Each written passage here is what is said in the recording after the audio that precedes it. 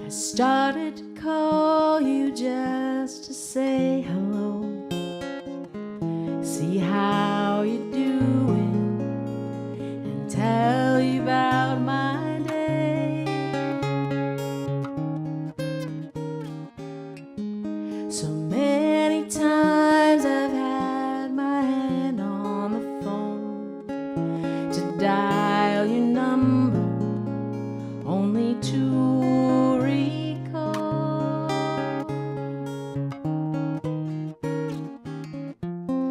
been 12 years since I had to say goodbye, but they say life's energy just takes a new form.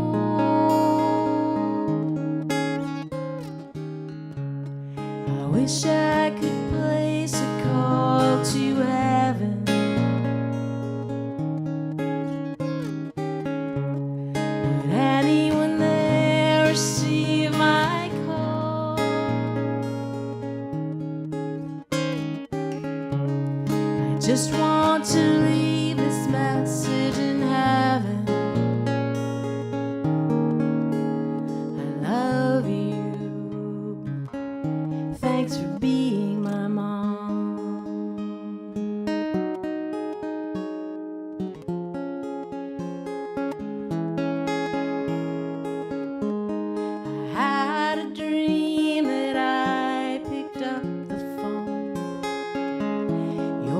So clear when you said hello. I cried inside the dream before I awoke, my tears remembering that you were gone.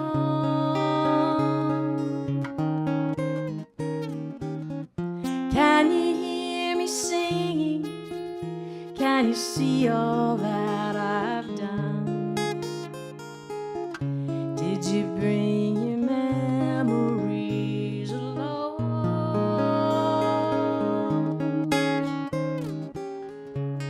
I wish I could place a call to heaven.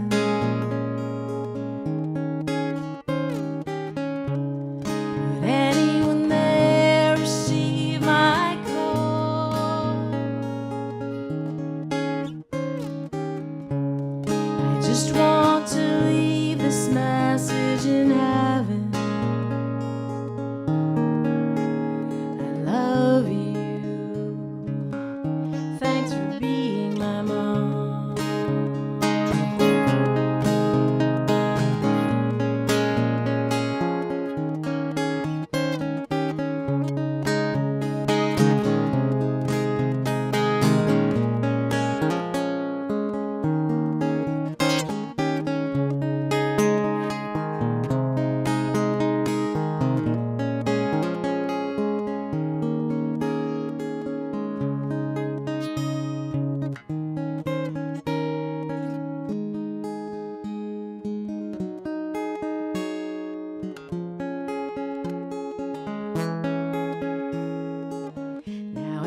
Once in a while I'll check the telephone.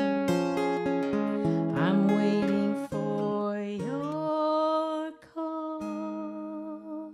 With Cape Media News Conversations, I'm Sarah Colvin. I am so pleased to have in studio my friend and musician Kim Moberg, who has a brand new CD out. I have it here. It is called Above Ground. Kim, thank you so much for coming in, and thank you for treating us to some beautiful music. Thank you for having me. I'm so excited to be here. So tell me a little bit about your history as a musician. How long have you been playing guitar and singing? I've been playing off and on since I was 14, when my mother was a classical pianist, and I used to type up the lessons, the chord and lyric sheets when she gave lessons to the neighborhood kids. And she taught me a little bit, and then I went away from it, back and forth like a lot of people do. And I got serious probably about 8 years ago and bought a decent guitar and really started, spending some time with it.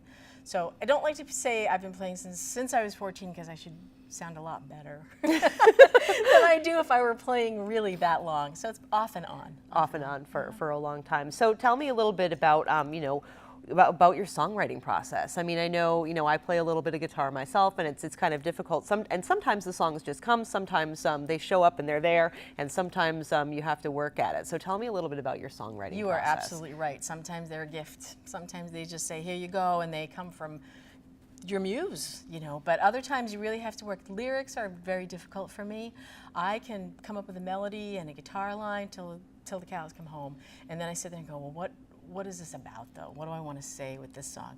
There's one that I just finished called Here Be Dragons, and I was given an assignment by the Rhode Island Songwriters Association to write a song with a prompt. The prompt was dragons. Mm-hmm. And so I did all this research about dragons. You could go anywhere with that kind of song, but I came across a note that said, cartographers a long time ago used to denote areas of danger with the phrase, here be dragons on the map. So I'm like, oh, that's a good little tag. And then I wrote the song around that, and I thought it was going to be another kind of topical song like Resist. But it ended up having a life of its own, and I should know better than to try and push a song in a certain direction, because it pushed back and said, no, it's not about that, it's about this. It's funny how that happens. It really, really is. It's an interesting process, and I'm fairly new to it, so I'm learning all the time. Sure. So tell me a little bit more about, so 7 years ago you picked up the guitar again, you started working, and then of course, we have a pretty decent local music scene here on Cape Cod. We have open mics, we have cafes, good for the budding folky songwriter. So tell me how you kind of got yourself into the local music scene here on Cape Cod. I had severe stage fright, and I only played in my basement for many, many years, and that's the title of the CD is a celebration of me getting over that stage fright and playing above ground versus the basement. And in two ways started, Steve Gregory, who owns Score Music in Sandwich, encouraged me to come and play at the Saturday service that he's the director of at our church. So I would go out and play once in a while. I did some charity work for the Gateway program, the Barnstable School District Gateway program, and played a couple songs there. But I really, really started to get over the stage fright and take it seriously through Kathleen Healy's open mic at Harvest. Wonderful. And that happened in 2014. And isn't Kathleen great? She's the best. So encouraging. Her is. open mics are fantastic, and really, she's like the cheerleader of the local music scene, especially when it comes to the open mics for the acoustic folks. She absolutely is. She is such a supporter of local musicians, and she helps. She coaches. She helps people get over their stage fright. She helps with songwriting. She's a fabulous, fabulous resource for all Cape musicians. Great. Yeah. So how do you go from open mic to having a CD with your picture on it and all of your songs? You start writing a little bit, and you write a little bit more, and you write a little bit more, and then you go visit John Evans, who owns Brick Hill Studios in Orleans, and he produced the entire CD. An absolutely fabulous musician. He's Grammy nominated. He toured with Sarah McLachlan and plays with Tori Amos and Paula Cole, and he just heard the songs in a different way, and we worked together. He'd say, how about if we add a little steel? And so he'd go grab the steel guitar and add it, and we'd talk back and forth. Does it sound nice? Do we want to pull back? Do we not want this at all? Do we want banjo? And it was an amazing process. Was it intimidating to work with someone like John, who's Grammy Award winning? I mean, I'm thinking Tori Amos and Sarah McLachlan were my goddesses in high school, Exactly. But his demeanor, his personality is such that he can put you right at ease. And he makes you feel like that the music is important to him as it is to you. Wonderful. So tell me a little bit about the song that we heard when we opened up the interview. It was about your mom. It was about my mom. My mother, I lost my mother to breast cancer about 12 years ago. And we used to have conversations that if there was an after place, that we would try to get in touch with each other. And 2 weeks after she passed away, I had a dream. And in my dream, the phone rang. I picked up the phone. I said hello, and as clear as day was her voice saying hello back. And in my dream, it freaked me out, and I started crying. And I woke up and wrote this song about wishing that I had not woken up and been able to finish that conversation with her. It's a beautiful song. Thank you. Tell me about some of the other songs on the album. What is do you have a favorite? Do I have a favorite? It's funny. Summer Days was one that I'd written that when I play it by myself, I thought it was lacking because it's my rhythm guitar, just playing a straight rhythm, and like I said, what John hears in his song is very different, and what he brought to it became one of my favorite songs. And it's about memories. I'm kind of obsessed with how a memory 50 years later can evoke the same emotion as you had when you actually had the first experience. And so it kind of got started with the Notebook, that movie, The Notebook. Sure. And how she was remembering how strong their love was, the summer love. And in my brain, when I was writing the song, I could just picture an older woman sitting on the porch thinking about her first summer love, and so that's what it's about. Wonderful, and I love the work of trying to get that emotion out and hoping that the listener is going to feel that, is going to hear that through your words and through your music. Yes. That's the goal. So just absolutely so wonderful to have this. Where can people find this CD? It is available on my website, www.kimmobergmusic.com. It's available on Apple iTunes, on Amazon, on CD Baby, also on Spotify, and if you look at my website, you'll see all the different distribution avenues that you can get it. Fantastic. Who are your influences? My influences, from the early 70s, James Taylor, Carole King, Jackson Browne. But as we were talking earlier, more contemporary would be Chris Delmhorst, who I absolutely adore, Laurie McKenna. Wonderful. People like that. Great. And of course, people know now where they can get the CD, but where can they come see you perform? Where I run an open mic the second Tuesday of every month at the Craigville. It's called the Craigville Coffee House, and it's at the Centerville Library. I also sometimes play in a duo called Still Willow. Our next performance will be at Harmony House Concerts on October 28th. Wonderful. It's a house concert owned by Andy Morris, who lives in Yarmouth. And if anybody's interested, just check my website or send me a note, because we'd love to have you come to that.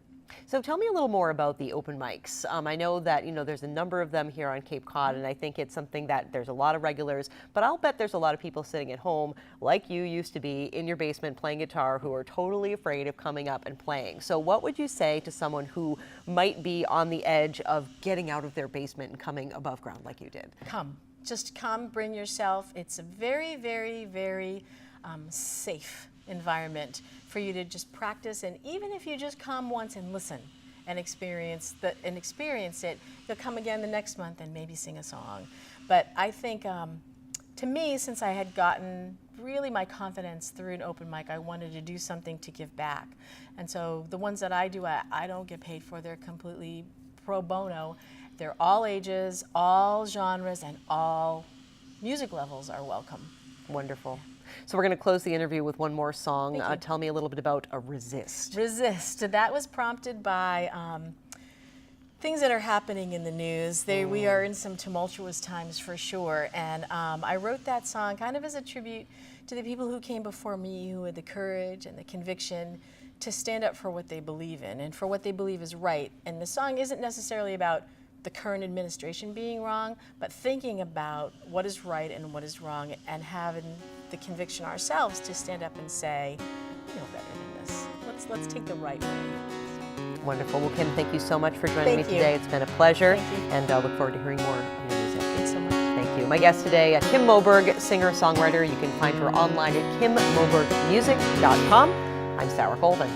With empty pockets and hopeful dreams, they set sail on a stormy sea, facing danger and poverty, to see that light of liberty.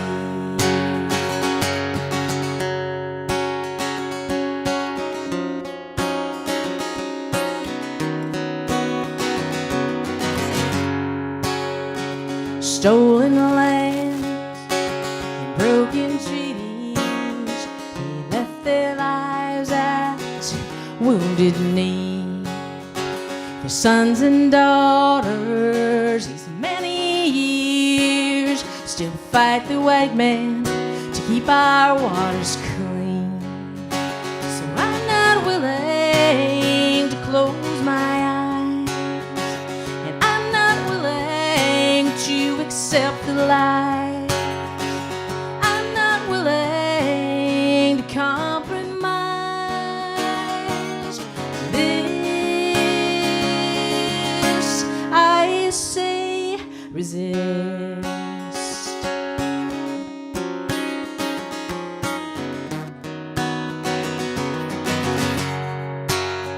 They built a railroad so slaves could flee with a proclamation, you are free.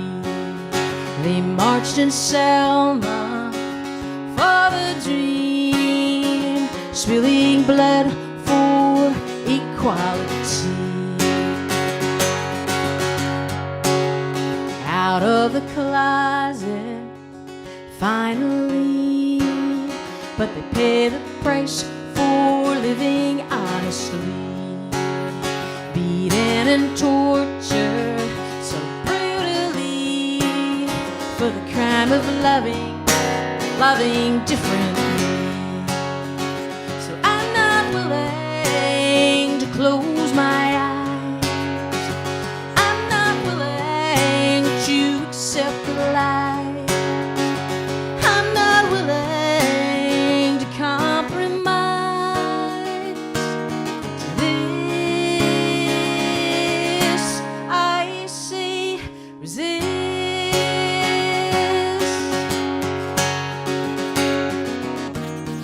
I'll stand up for freedom, and I'll sing out for peace. I'll speak out for justice to show my children we can do better than this.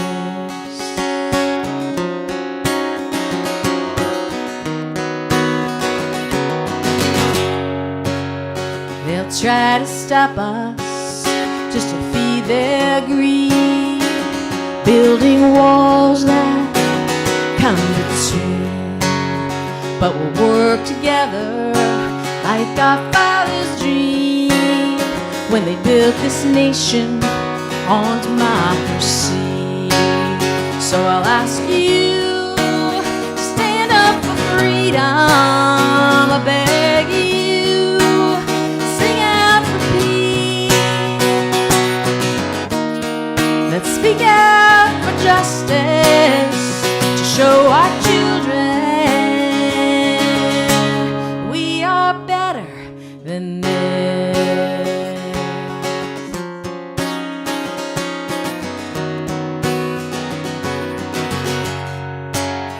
So I'm not willing to close my eyes, and I'm not willing to accept the lies. No, I'm not willing to compromise. To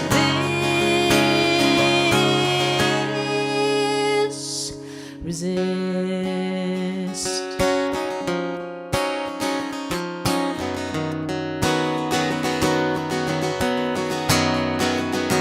Resist.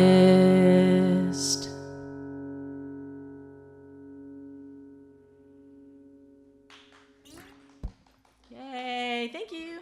Thank you, thank you, thank you.